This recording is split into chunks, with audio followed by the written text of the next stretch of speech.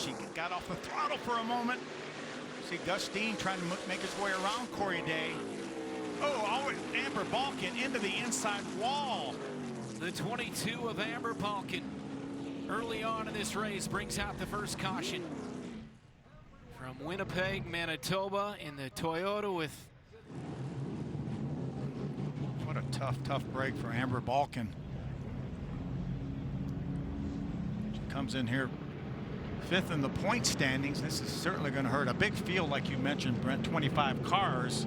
You can really take a hit in the points, and I'm sure that's going to be terminal for that car. One of the 5 Venturini cars to start here tonight in the field. Amber Balkin, who's had a nice season here on lap number 3, spins out, hits the inside retaining wall, and brings out the caution. You see the water just pouring out from under the front of that car. Obviously, the radiator is gone on that machine. More than likely, there was contact. Let's see if we can take a look. She's on the inside of Greg Van Alst. They made a little bit of contact coming off the corner. Her in the blue 35 of Greg Van Alst. And that just turned her sideways, and she went straight into the inside wall. Just nowhere to go. Again, we talk about this racetrack, 33 degrees by Perez. I've seen a couple guys get into trouble over there in the high side, actually, in Tony Breinger on the very first lap of the race.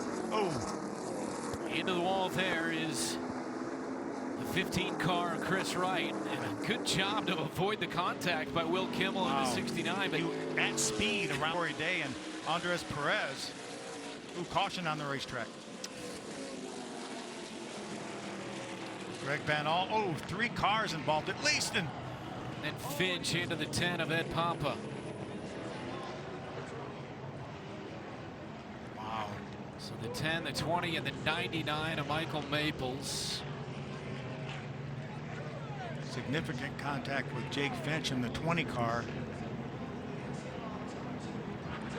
This racetrack is banked so much. When you enter the corner, you really can't see around the corner. You look out the top left portion of your windshield, and because it almost looks like you're going uphill, it's really hard to see. And I'm sure that was a situation for Jake Finch, that he was not able to see those cars sitting there, unfortunately.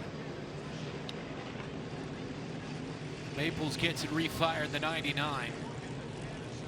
Choctaw, Oklahoma. Driving the Don Ray Petroleum Maples Motorsports Chevrolet. The 20 of Finch, and he's going to get out. Glad to see him get out. That's the 3rd of our 5 Venturini cars that have been involved in accidents tonight. Caution here on lap 90. Here's the aftermath of what happened. Something happened at the 03 of Alex Club. You see Greg Van Alst.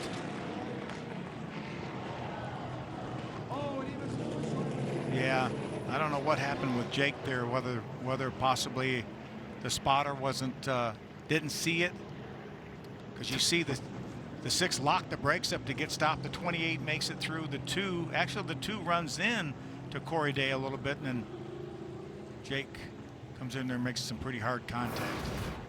I just don't think he knew that they were there. Yeah. But again, it's really hard to see that far in front of you with the corners like they are here. So Finch gets into Pampa there. Able to maintain second. Here comes the 28 once again. He might have him now. He just about. Oh, the Day gets spun. Day spins around, and the 25 as well crashes into the 28. And the caution back out here on lap 134. Disastrous after it looked like the 28 of Corey Day had made the pass and almost had gotten himself clear into second place. Yeah, there was definitely contact between the 6 of LeVar Scott and Corey Day. Tony Breinger was an innocent bystander. Came along with nowhere to go.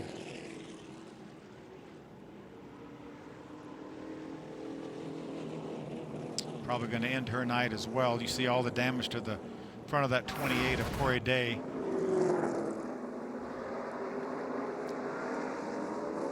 Just maybe Corey came up the racetrack a little bit. It didn't really look like LeVar turned left and hooked Corey. but such a critical part of the racetrack right there, and such a critical part of the race. You see, this made a little bit of contact. Labar was able to continue. Man, hard contact. 28 definitely came up the track. 1 lap prior, turn 3. Great, but so hard to make that inside work down in 3 and 4. Corey's going to try it again on the bottom. They're going to make a little bit of contact right here, possibly. Corey has a half a car length on him, and they come together. Again, that initial view was a little bit better, and then Tony came along hard into the outside wall, as well as into the 28 of Corey Day. That'll be done for the 28 and the. Here's that original view, Brent. Watch. Yep. You see, Labar is pretty close to the outside wall. He might have had a foot or two, but he doesn't have to run against that outside wall. I think it was just a situation where Corey knew how critical it was to clear that 6 at that point of the racetrack. It'll be a learning. Robert Yates designed back in the day, and there's also the old OEM engine. So he is running an old. Oh, Gustine with some issues. I think maybe have a tire going down. Lost that spot. I think the right front may be down on that 55 car. Christian Rose was able to get by. Gustine off the pace and now into the wall. With 50 laps to go, going back to the contact a few laps ago, the battle between the 55 and the 6, and now he's going to have to come down pit road. Right, that right front is down on the Gustine machine. It may have been a fender brace or something like that that was rubbing that tire. The body